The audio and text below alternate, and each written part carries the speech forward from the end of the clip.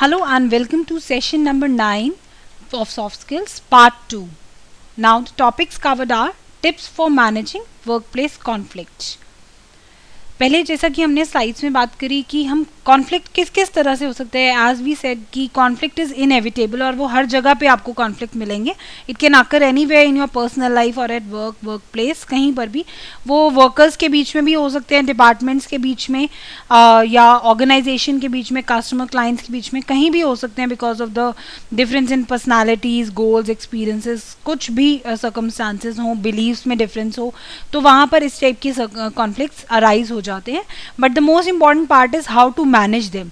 तो ये कुछ टिप्स प्रोवाइड किए जा रहे हैं, general techniques how to resolve the conflicts. So first is managing conflicts.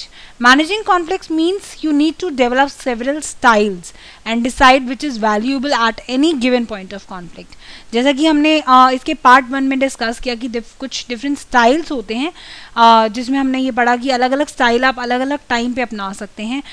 Conflict को आप देख कर कि किस टाइप का कॉन्फ्लिक्ट है और वहाँ पर कौन सा स्टाइल वर्क कर पाएगा, आप उसे अपना सकते हैं. You need to develop several styles. अलग अलग स्टाइल्स के अकॉर्डिंगली आपको डिसाइड करना पड़ेगा कि कौन सा स्टाइल यहाँ पे वैल्यूएबल रहेगा at any given point of conflict. This is a best way to manage the conflict, क्योंकि जहाँ पर आपको फोर्स करने की ज़रूरत है तो आप कोलैबोरेशन में नहीं जा सकते या कॉम्प्रोमाइज़ में नहीं जा सकते.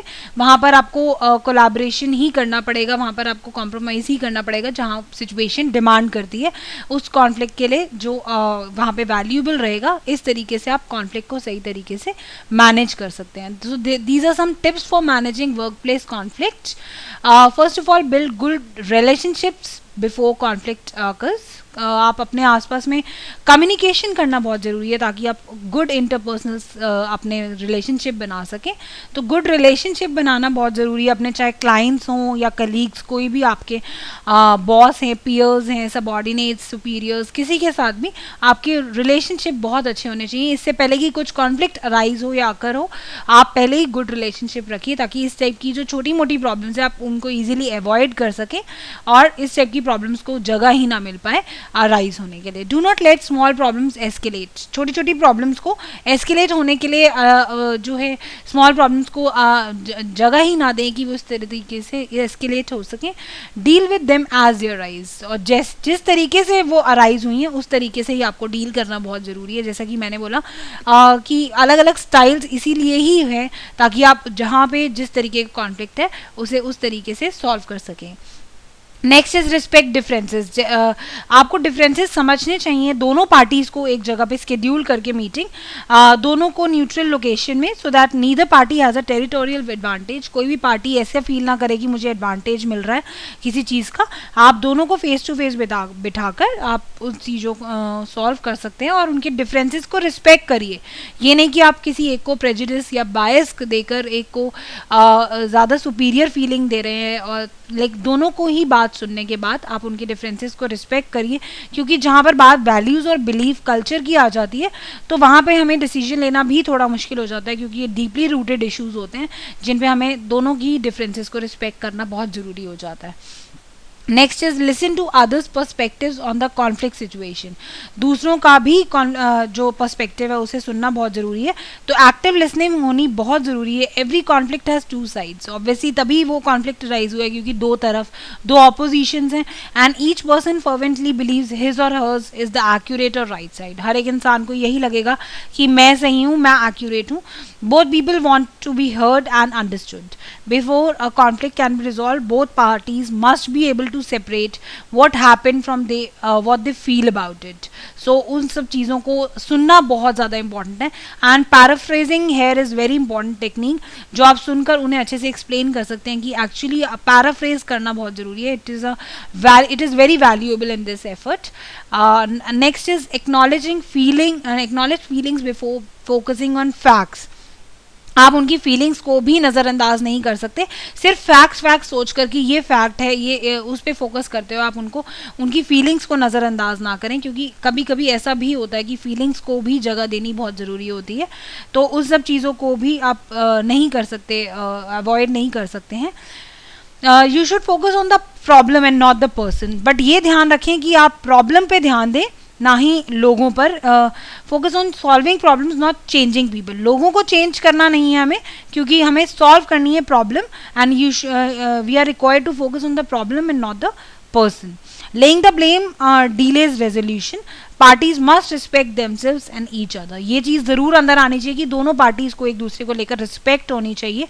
ये नहीं कि हम उस इंसान को ही चेंज करना चाहते हैं, हम यही चाहते हैं कि वो प्रॉब्लम सॉल्व हो जाए। If you can't resolve the problem, turn to someone who can help. तो आप उनसे हेल्प ले सकते हैं। अगर आप नहीं कर पाए उस प्रॉब्लम को सॉल्व, तो आप किसी की हेल्प ले सकते हैं ताकि आप सही तरीके से सोल्यूशन को फॉर्मलाइज कर सकें।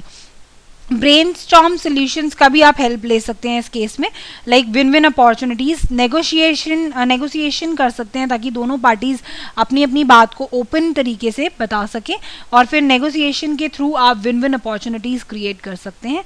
Remember to adapt your style to the situation and the person involve. तो आप ये भी याद रखें कि आपको क्या सिचुएशन है और पर्सन कौन से इन्वॉल्व हैं, उनके अकॉर्डिंगली ही आपको स्टाइल, जो हमने 4 स्टाइल डिस्कस करे, वो अडैप्ट करने पड़ेंगे। तो बिफोर फॉर्मलाइजिंग द सिचुएशन आपको ये सब चीज़ों को मैनेज करके रखना पड़ेगा, तभी आप कॉन्फ्लिक्ट को ठीक तरीके से सॉल्व कर पाएंगे। Putting the solution on paper allows both parties the opportunity to see as well as hear it and minimise the likelihood that they will later disagree on the solution. तो आप इसका एक तरीका ये भी कर सकते हैं कि आप उनके दोनों के पॉइंट्स जो वो कह रहे हैं उनको एक जगह पर सोल्यूशन लिखवा कर और उसके बाद उनका सोल्यूशन दे सकते हैं, ताकि बाद में कोई भी पार्टी ये ना कहे कि हमारा कोई पॉइंट रह गया था, डिसएग्री ना करे सोल्यूशन को लेकर। And then you can implement the solution and set a date for follow up. इस तरीके से आप उस प्रॉब्लम को ईजिली सॉल्व कर पाएंगे।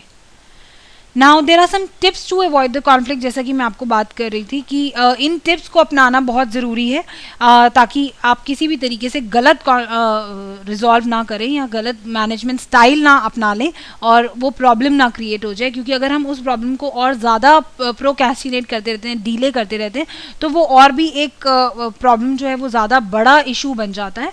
Longer problem goes unattended the greater the chances it will escalate into a major issue. तो हमें हमेशा इमोशंस को उसमें जगह नहीं देनी है, बल्कि ये सोचते हुए कि कौन सा ये इम्पॉर्टेंट मैटर जो है हम इसको किस तरीके से बेस्ट तरीके से सॉल्व कर सकते हैं, ताकि रिलेशनशिप भी ख़राब ना हो, कम्युनिकेशन भी ख़राब ना हो और वो प्रॉब्लम भी ईजी वे में सॉल्व हो जाए। One person in a conflict must initiate resolution, although some perceive the person who takes the first step as the weaker party. Other believes he or she is the stronger. In the workplace, the latter is more likely to be true. तो इस तरीके से आप एक person अगर start करते हैं तो दूसरे वाले को ये ना लगे कि वो मुझसे हायर पोजीशन पे है। तो आप दोनों को ही इमोशंस को पहले कंट्रोल में लेकर आए। काम होना बहुत ज़रूरी है। उसके लिए पहले breathe and relax, get into an empowering state. एक ऐसी स्टेट में लाएं कि दोनों के इमोशंस अंडर कंट्रोल हों।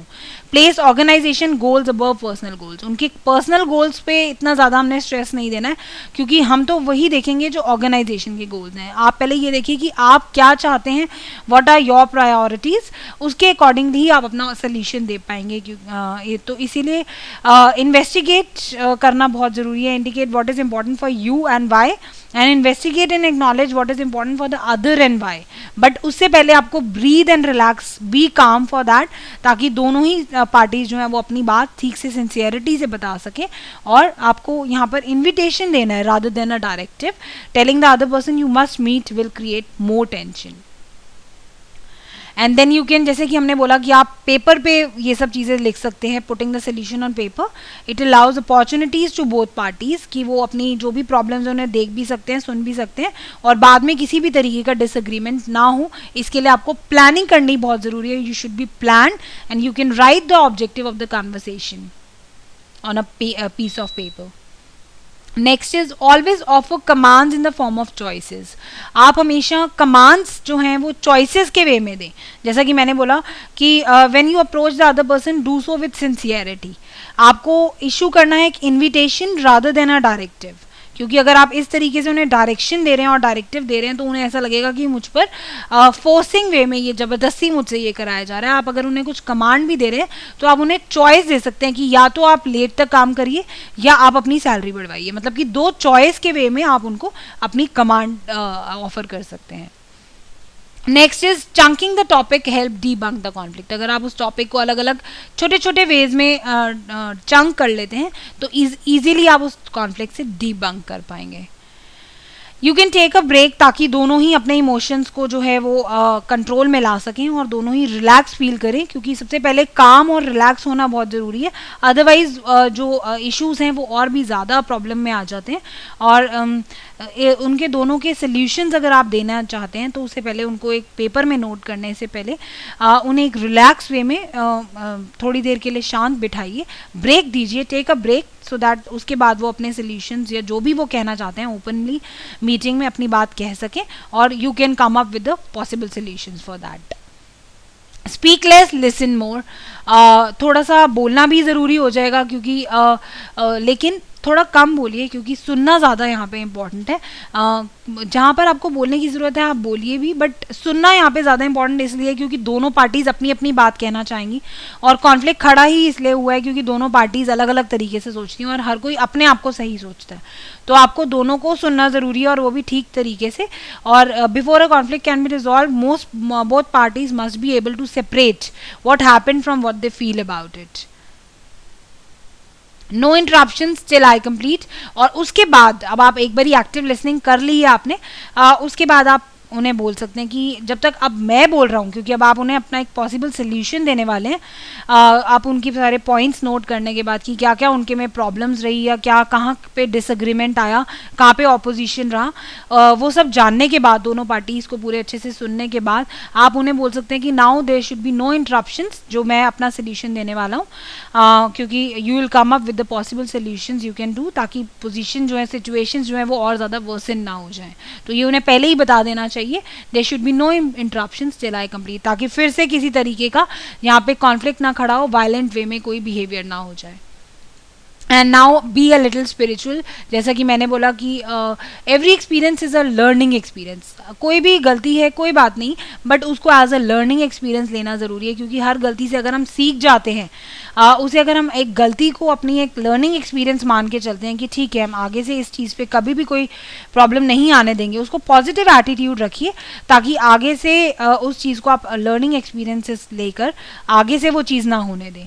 Accept that mistakes happen when you are trying something new, क्योंकि कुछ भी नया कर रहे हैं, कुछ भी अपने ऑर्गेनाइजेशन में कर रहे हैं तो फेलियर तो आएगा ही आएगा. तो उस चीज़ को सीखें, लर्न टू हैंडल फेलियर, क्योंकि कुछ नया कर रहे हैं तो ये सब तो आएगा ही आएगा. In fact if you get into the habit of treating mistakes as learning experience you can almost start to see them in a positive light. तो आप उनको एक पॉजिटिविटी में देखना शुरू कर देंगे. तो यहाँ पे आपको थोड़ा सा स्पिरिचुअल होना ज़रूरी हो जाएगा.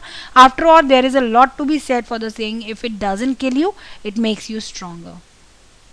Now these are the tips to avoid conflict. इस तरीके से आप अपने कोई भी कॉन्फ्लिक्ट हैं आप मैनेज कर सकते हैं, बट उसका नज़रिया ठीक होना चाहिए, स्टाइल सही होना चाहिए. This is the most important thing for resolving any conflict. तो ये स्किल्स भी आपको ज़रूर आप पोजेस करने चाहिए. हमें हमारे अंदर कॉन्फ्लिक्ट रेजोल्यूशन स्किल्स भी ज़रूर होने चाहिए if we want our team to work in the best possible way. So do it yourself. What are the various types of conflicts? Explain the conflict management skills. Thank you.